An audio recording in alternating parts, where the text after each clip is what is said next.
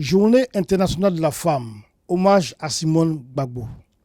Samedi 12 mars 2016, au 49 avenue Henri Babus à Bobigny, les femmes de l'Union des nouvelles générations, UNG, ont célébré dans le cadre de la Journée internationale de la femme, Simone Gbagbo et toutes les femmes résistantes de la diaspora. Quelle femme pour une Côte d'Ivoire des nouvelles générations?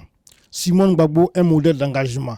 Tel était le thème de la conférence débat organisée par les femmes de cette organisation politique, dont les conférencières étaient la ministre Clotilde Orochi et M. Abiba Touré. Mais avant, l'honneur est revenu à la déléguée principale des femmes de l'UNG de prendre la parole et de planter le décor de la cérémonie. Il est vrai que cette date du 8 mars choisie comme journée internationale de la femme trouve ses origines en Europe avec la grève des ouvrières de Saint-Pétersbourg en Russie en 1917. Et c'est d'ailleurs après 1945 que la journée internationale du 8 mars devient une tradition mondiale. Mais avant, ethnologues, anthropologues, sociologues et historiens ont démontré que les rapports de genre générés par l'accélération de l'histoire présentent une femme africaine au centre des événements majeurs du continent noir. L'impératrice Cléopâtre, la mère de Soundiata Keïta, la reine Abla Pokou et bien d'autres femmes ont été déterminantes dans le destin de leurs contemporains. Plus près de nous, nos mères, grand-mères et arrière-grand-mères ont souffert sous l'oppression durant la période coloniale. Elles étaient souvent violées par des Européens, car elles étaient au bas de la hiérarchie française en tant que sujet et soumises au code de l'indigénat. Mais elles se sont battues et ont obtenu le droit de vote de 2 lois pour améliorer leurs droits. Il s'est agi du décret Mandel de 1939 et du décret Jacquinot de 1951. Le premier a promulgué la nécessité pour les femmes de donner leur consentement pour se marier avec un homme. Vous imaginez, le décret Mandel a également imposé la règle d'un âge minimum pour le mariage, 14 ans au moins pour les femmes et 16 ans pour les hommes. Le second décret a permis aux femmes de divorcer de leur mari sans être punies. Cette loi a aussi changé la règle de polygamie en 1951. Nous ne passerons pas à côté de l'historique marche des femmes à Grand Bassam. En effet, le 24 décembre 1949, elles se sont dirigées sur l'ancienne capitale coloniale de Côte d'Ivoire en empruntant l'actuel pont de la Victoire. Elles avaient pour objectif de rallier la prison civile située à quelques mètres à l'est de ce pont. Malheureusement, elles ont été arrêtées par les autorités coloniales puis brutalisées, avant pour certaines d'être tuées. Leurs époux étaient enfermés, emprisonnés. Elles étaient animées d'une flamme spéciale. En mémoire d'elles, de leur témérité et de leur amour pour leur mari, nous ne cachons pas nos fiertés de vouloir marcher dans leurs pas. Dans les pas de Marie Corée et de ses camarades de lutte.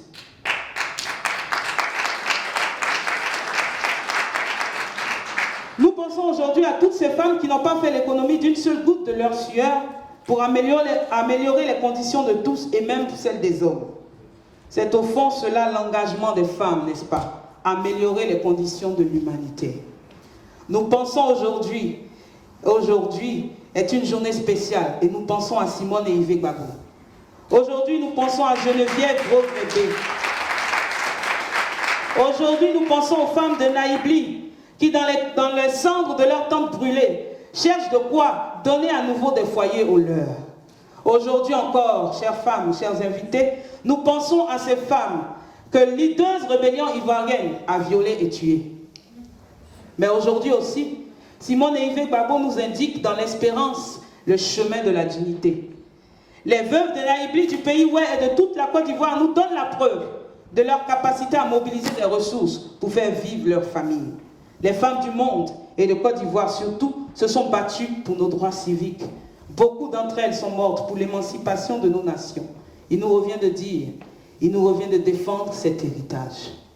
Femmes des nouvelles générations, nous voici désormais face à la problématique de la bonification de ce précieux héritage. Comment allons-nous nous positionner et nous maintenir au centre des actions de développement économique et social de notre continent en général et de la Côte d'Ivoire en particulier, de sorte à sortir la femme de sa dépendance vis-à-vis de l'homme. Comment devenir et rester des actrices incontournables dans la gestion des affaires politiques de nos pays, de notre pays, de sorte que nous n'en subissons pas les dérives. Et avec toutes ces responsabilités, demeurer des femmes de valeur. Honorable invité du président Stéphane Kipré de ce jour, celles qui chaque jour battent le pavé des capitales européennes pour conquérir l'émancipation de notre pays. Je ne vous ferai pas mes félicitations. Je ne pense même pas pouvoir en être digne. Je veux simplement vous dire merci. Merci de tant donner et de ne rien attendre en retour. Merci de crier votre indignation, mais quand vous n'avez plus de voix. Merci de dépenser votre argent pour la libération de la Côte d'Ivoire. Même quand vous n'en avez plus, vous trouvez les moyens d'en avoir.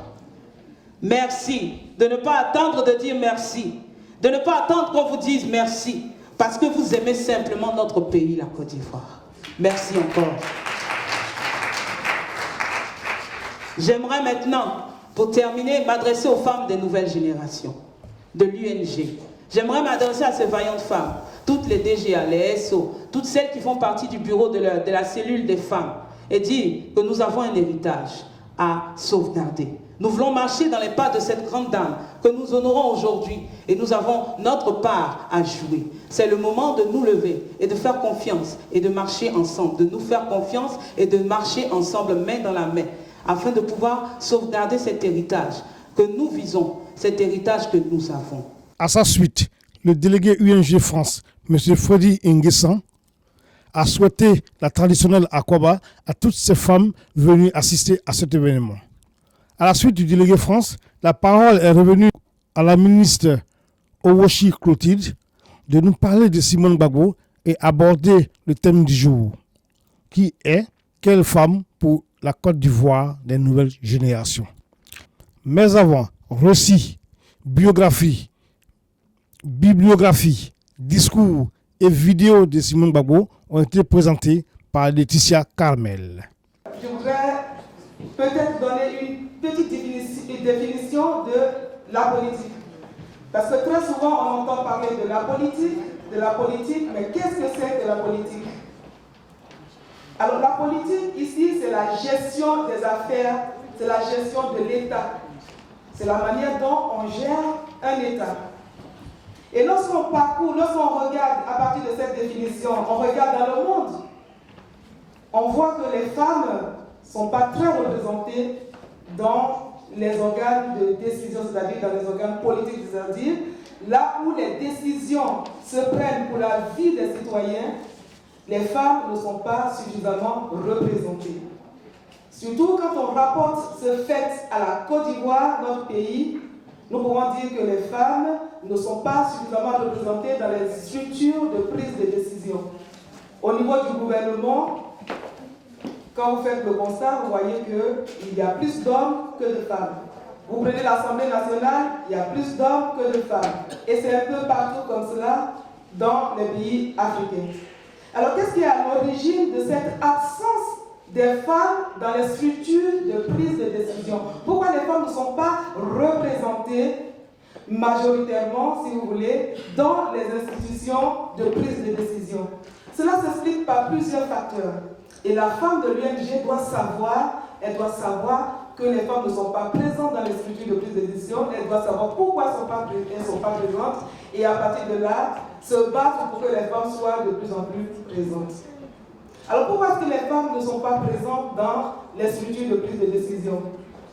Je voudrais commencer par le constat qu'a fait le professeur Kizero, c'est un grand intellectuel burkinabé, qui a dit, et je cite, « La femme est absente du savoir, de l'avoir et du pouvoir. » La femme est absente du savoir signifie que les femmes ne sont pas allées à l'école. Quand on regarde le taux d'analphabétisme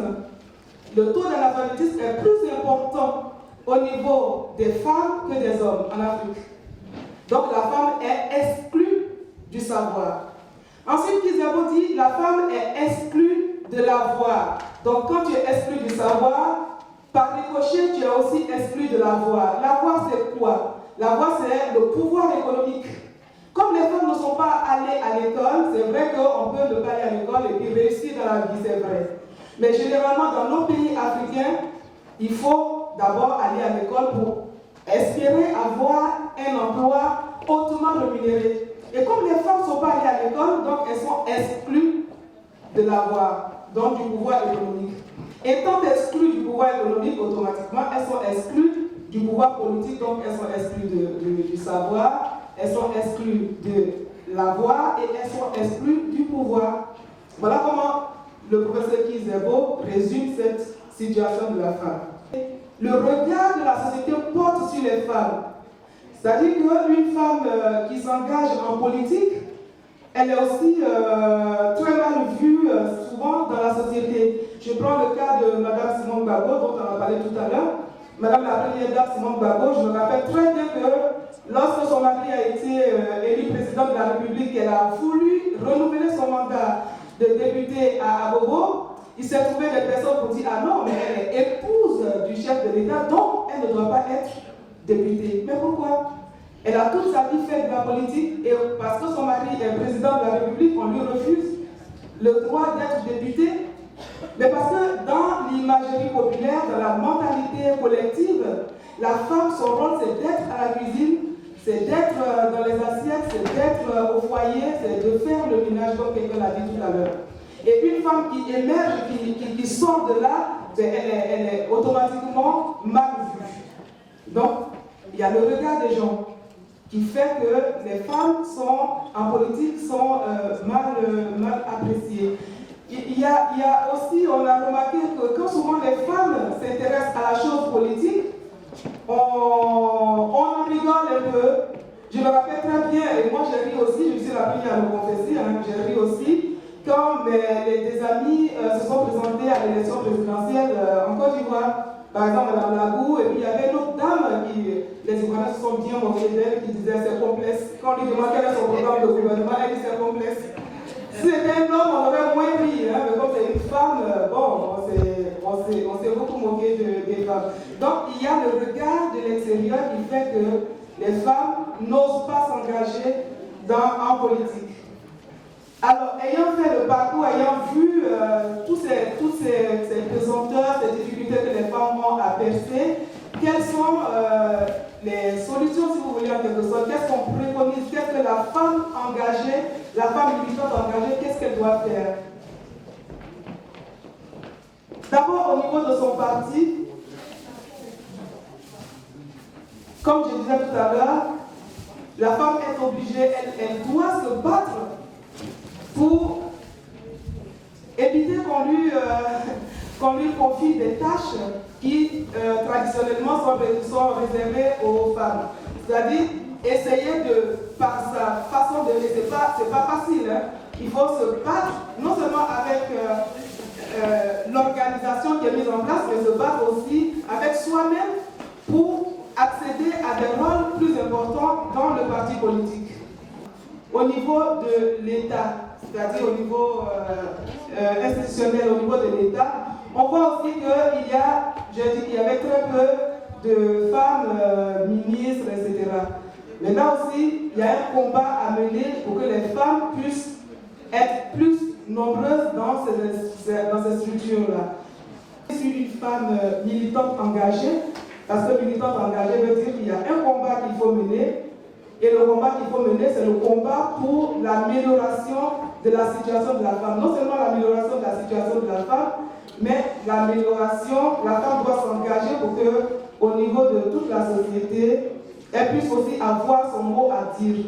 Qu'elle ne soit pas en retrait dans la société, que dans la politique, elle puisse aussi avoir son mot à dire. Donc, je voudrais rapidement conclure en disant à nos filles et à nos sœurs de l'UNG que le combat politique dans lequel elles se sont engagées n'est pas un combat facile. C'est un combat que leurs devancières comme Simone Gbagbo ont mené. Et elles ont bien dit, la responsable a bien dit que nous allons marcher dans les pas de Simone Gbagbo. Pour marcher dans les pas de Simone Gbagbo, vous avez vu toutes les difficultés qui jalonnent ce chemin. Donc ce n'est pas quelque chose de facile. Donc il faut vous ramener, comme Simone Gbagbo a l'habitude de le dire, Il faut attacher son kéiwa quand on est une femme qu'on veut s'engager en politique. Il faut bien attacher son kéiwa, c'est-à-dire sa ceinture, parce que ce n'est pas facile pour la femme de mener un combat politique. Mais cela est possible. Les exemples existent. Je vous remercie. Après l'intervention de la ministre Rochi Clotilde, Maître Abiba Touré prendra la parole. Jeanne d'Arc, qu'on présente comme celle qui a libéré la France et qui a permis au roi de France de régner, a été condamnée pour sorcellerie, elle a été brûlée pour ça. Donc c'est quelque chose d'assez courant dans l'histoire de l'Occident de vilipender la femme parce qu'on l'estime dangereuse. Et dans le cas de la Première Dame, on est vraiment là-dedans. Donc il y avait vraiment cette volonté de la salir. Et le point le plus culminant dans cette stratégie qui visait à la salir a été l'humiliation du 11 avril. Parce que si effectivement le 11 avril a marqué un coup d'État, finalement, et qui a vu la chute du président Laurent Gbagbo, ça a surtout été l'humiliation, les coups qu'on a vus à la télé et qu'a subi la Première Dame Simone Gbagbo. Il fallait l'humilier, il fallait casser cette image de femme forte. Mais au-delà d'elle, il fallait retirer, extirper dans la tête de toutes les femmes africaines l'idée de lui ressembler. C'est ça, véritablement, qu'on a voulu faire. Celui qui ose se battre pour ses convictions finira comme elle. Celle qui ose se battre pour ses convictions et jusqu'au bout finira comme elle. C'est l'image qu'ils ont voulu, dans laquelle ils ont voulu marquer l'esprit des Africains. Et je vous assure, avec toute la colère qu'elle pouvait avoir de manière parfaitement légitime, vous avez vu son image splendide, digne, lors des assises à Abidjan. Parce que Madame Simone Gbagbo est quelqu'un qui, effectivement, n'a pas une once de haine. Elle n'a pas le temps pour la haine. Elle ne se consacre qu'à l'amour. À l'amour des siens, à l'amour de son peuple, à l'amour de la politique, mais pas la politique en soi. La politique, une politique qui pourrait être utile pour le peuple ivoirien. Une politique qui pourrait être utile pour les femmes ivoiriennes.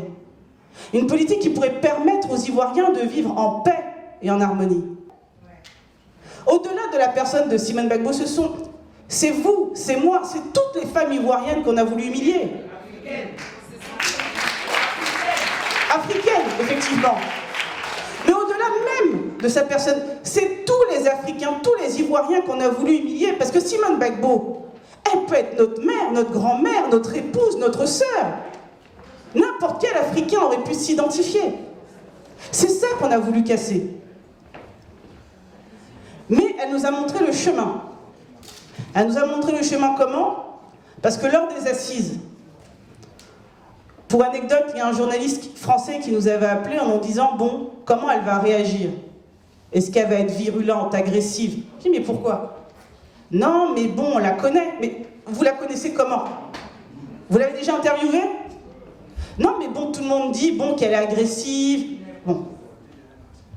Mais il a vu, il est venu, il a entendu les assises. Il a vu comment ça s'est passé. Les assises, Madame Simone Gbagbo a tout simplement été extraordinaire. Pourquoi? Elle a été extraordinaire parce qu'elle a montré l'absurdité même du procès. Parce que quand on parle tout à l'heure, on dit qu'elle a été condamnée. Oui, mais jusqu'à aujourd'hui, là, elle ne sait pas pourquoi elle a été condamnée. Elle ne sait pas pourquoi elle a été condamnée. Elle s'est pris 20 ans de prison. Ils ont été incapables de dire quels sont les faits qu'on lui reproche. Parce que le problème, ce n'est pas l'infraction. C'est les faits constitutifs de cette infraction. Si je vous dis que je vous poursuis parce que vous avez volé, je vais vous dire qu'est-ce que vous avez volé. Et où est-ce que vous l'avez volé? Et à qui vous l'avez volé? Mais si je suis incapable de répondre à ces questions, et que je vous dis non, vous avez juste volé, moi je le sais, on le sait tous, et puis ça me suffit, je vais vous condamner pour ça. Mais elle est où la justice? Profitant de cette occasion, le président de ce parti politique, M. Stéphane Kipré, prendra la parole pour rendre un vibrant hommage non seulement à Simone Gbagbo, mais à toutes les femmes du monde entier. Je voudrais saluer la déléguée principale des femmes de la délégation France-UNG, Georgine Aguedé, te saluer pour cette initiative. Pour cette initiative parce que, vous savez, souvent, il est bien de se retrouver, de parler. Quand on veut avancer, on regarde les exemples des grands. Si cette cérémonie était une cérémonie de juste la journée internationale de la femme, chacun allait faire cette journée internationale comme on a l'habitude de faire. Mais vous avez choisi comme thème et comme visage Simone Gbagbo pendant cette journée. Et je voudrais te saluer la délégation France, mais vous saluer et dire que quand on choisit comme un visage comme Simone Gbagbo, c'est grand. Je voudrais vous inviter, femmes de l'Union des nouvelles générations, à marcher dans ses pas. Vous savez, la Côte d'Ivoire a eu des noms. La Côte d'Ivoire a eu des combattantes. Mais il faudrait que la Côte d'Ivoire de demain aussi ait ses combattantes. Commencez à marcher dans leur pas aujourd'hui. Commencez à regarder le combat qu'elles ont mené. Les Simone Gbagbo ont ouvert le combat. Les Marie Corée ont ouvert le combat. Les Simone Gbagbo ont marché dans leur pas. Les Oshi Koti ont marché dans les pas de Simone Gbagbo. Il faut que les Georgina Aguedé marchent aussi dans les pas des Oshi Koti et de Simone Gbagbo. Parce que c'est seulement comme ça. Et à travers toi, en tant que délégué principal des femmes, c'est toutes les femmes résistantes, toutes les femmes de l'UNG, mais toutes les femmes résistantes. Vous savez, la crise que nous avons connue a sorti une nouvelle mentalité. Oui, nous avons la résistance, mais nous avons aussi la politique. La résistance, c'est un combat bien donné, mais au-delà, nous devons avoir des femmes politiques en Côte d'Ivoire. J'ai posé la question à Madame le ministre parce qu'il est important de partager cette expérience-là. On peut être femme engagée au foyer et on peut être femme politique. On peut être femme qui tient son foyer et on peut être femme qui tient un parti politique. On peut être femme qui tient ses enfants, qui donne une bonne éducation à ses enfants, mais on peut être une femme politique. Je voudrais vous dire merci. Toutes celles qui, dans les rues de Paris, à travers les marches, à travers les différents meetings en Côte d'Ivoire, qui menaient ce combat, vous avez eu comme invité spécial Marie-Odette Lorillon, que je respecte énormément, qui est une aînée, qui est une maman, que j'aime affectueusement, vous lui transmettez mes salutations. Ce sont des femmes qui ont marqué l'histoire. Et vous devez marquer votre histoire. Vous êtes en train de marquer votre histoire. Et je le dis, une femme, nous les jeunes, on peut nous déplacer facilement. Vous savez, quand vous faites un meeting, pour pouvoir déplacer 10 000 jeunes, c'est facile. Mais déplacer 1000 femmes, c'est difficile. Mais quand tu as 1000 femmes avec toi, tu as 1000 enfants avec toi, tu as 1000 maris avec toi. Vous êtes, je dirais, les dévanciers. Nous ne faisons que faire ce que vous êtes en train de faire. Et il faudrait qu'on puisse avoir des femmes comme vous. Je voudrais en tout cas vous dire merci et dire que je n'ai rien d'autre à dire de tous ces grands témoignages que nous avons entendus de la première dame et dire que moi je retiens que 3 choses. Je retiens la femme de conviction. Une fois je lui ai dit que si je devais naître femme, je voudrais naître Simone Gbagbo. Je voudrais naître Simone Gbagbo et peut-être que c'est ce que je dirais que Dieu a entendu mon cœur en me donnant à côté de moi une Simone Gbagbo, la garde de Gbagbo. Parce que j'ai découvert en elle les 3 entités que je respecte dans une humaine. D'abord, la mère qui a mis au monde. La mère qui a donné une éducation. Je le dis parce que j'ai choisi dans la famille, donc je sais comment elles sont bien éduquées. C'est parce qu'il y a eu une mère qui leur a donné cette éducation. Je voudrais reconnaître en elle la femme humble. Et quand on voit les enfants de Simone Gbagbo marcher, on voit l'humilité que leur mère leur a donnée. Et pour moi, tu ne peux pas faire la politique si tu n'es pas humble. La grandeur d'un homme politique, d'une femme politique, c'est celui qui sait d'abord s'abaisser pour les autres. Faire de la politique, c'est servir les autres. Et je vois en elle quelqu'un qui sert son pays. Je vois en elle quelqu'un qui sème ses convictions. Et je n'ai pas honte de le dire, je salue la femme spirituelle qu'elle est. Vous savez, la spiritualité conduit toutes choses. Il ne s'agit pas de religion, mais il s'agit d'avoir une croyance. Il s'agit de croire à un Dieu. Et j'ai vu ça en elle. J'ai vu qu'il n'y a pas de honte à proclamer dans un meeting politique que l'Éternel des armées combat pour nous. Et à travers cette conviction, à travers de cet amour des choses spirituelles, elle nous a inculqué à nous tous de pouvoir mener un combat avec la croyance. Et c'est ce que j'ai découvert d'elle.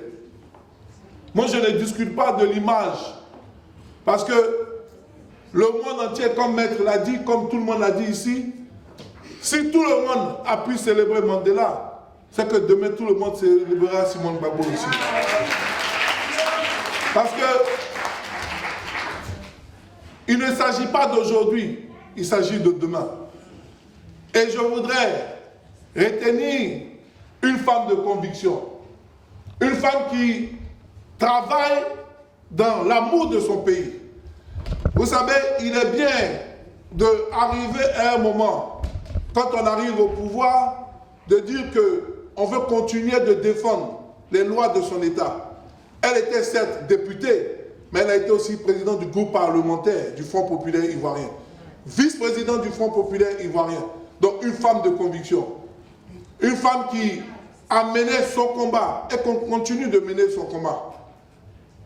Beaucoup de gens peuvent le dire, mais Simone Gbagbo a été celle qui a organisé cette conférence, ce dîner que nous retiendrons, où à côté d'elle, il y avait Mme Oufoué, il y avait Mme Bédié et il y avait Mme Ouattara.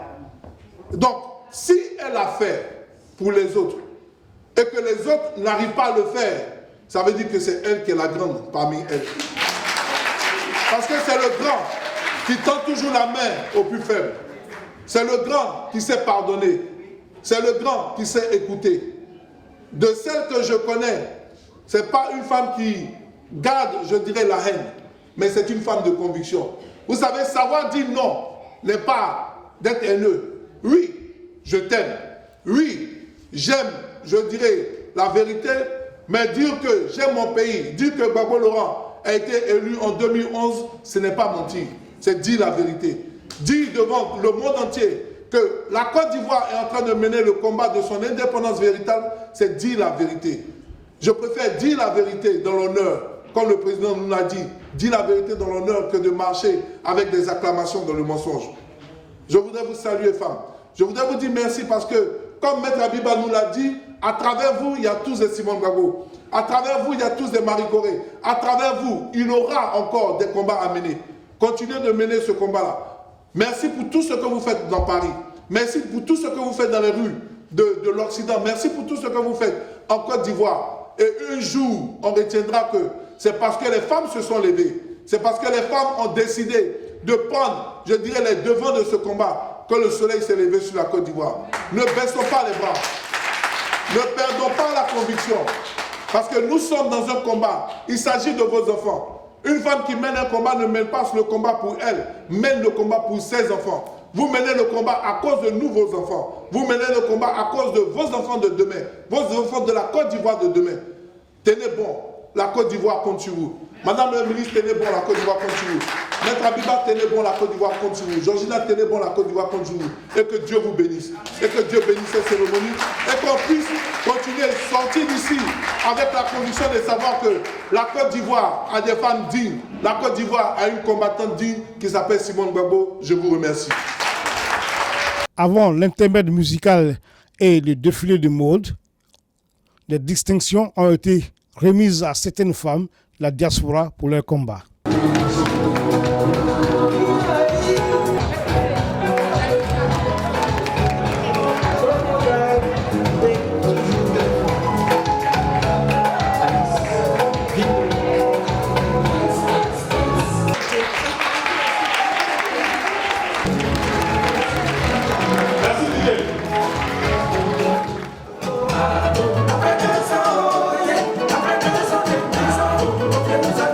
Après